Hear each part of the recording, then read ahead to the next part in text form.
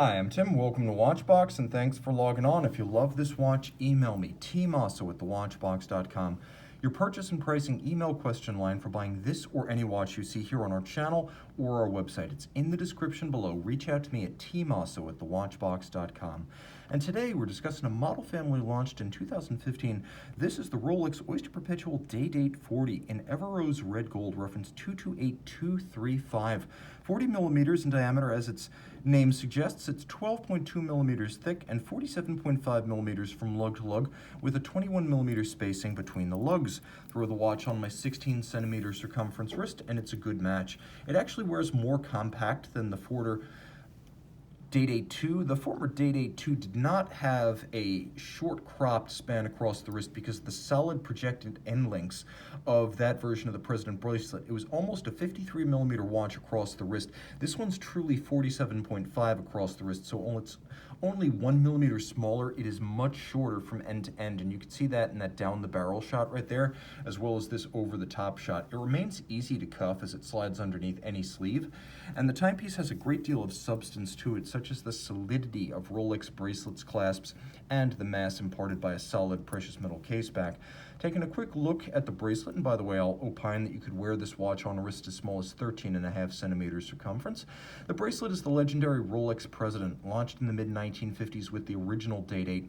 Satin shoulder links, polished centers, you can see the outer faces are polished, and an innovation across the board on the Day-Date 40s. The platinum version of the Day-Date 2 had ceramic-coated pins to prevent the links themselves from wearing down the pins, but all versions of the Day-Date 40 have the ceramic-coated pins in the bracelet. The result is that over time, these links cannot aggress against the pins, cannot wear them down, and that defeats Rolex bracelet stretch. That's finally dead with this series. You have removable links fixed by screws, so you can remove those to size down. You can see there are actually plenty of venting gaps on the underside, so this wears well as a sports watch bracelet. And the watch is automatic loomed and 100 meters water resistant, so you may consider it as a sports watch. There's a beacon hook system internally with the crown clasp latching shut. You need to lift and unlock. It's not simply a pry it up friction system. The 5-point coronet is the only obvious point of demarcation that marks the division of the two halves of the bracelet. So it's a very subtle clasp. It always has been. This is the crown clasp, a sort of stealth clasp system. The case is handsome and friendly.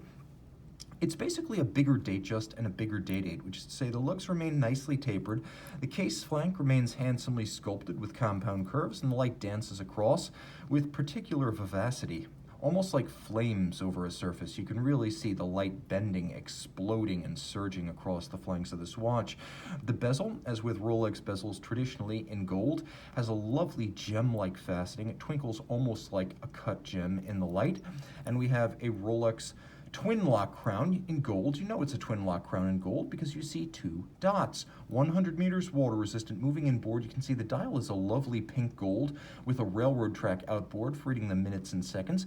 It has an applique Rolex crown in red gold, and it has individual indices applique in red gold. This is a loomed dial. Not all Day-Date 40 dials are loomed, so this one is far more versatile as an all-the-time watch. You can also see the Rolex Confidence Ring, as it's called inside, Rolex, Rolex, Rolex, with the serial number at 6 o'clock.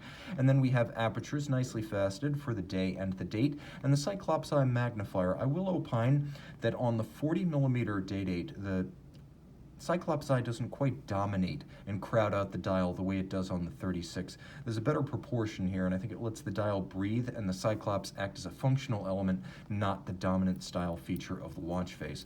Inside, Rolex proprietary caliber 3255, 31 joules, bidirectional automatic winding, 70-hour power reserve. It features Rolex's Leica-etched Chronergy escapement, which is effectively Rolex's answer to the Omega coaxial.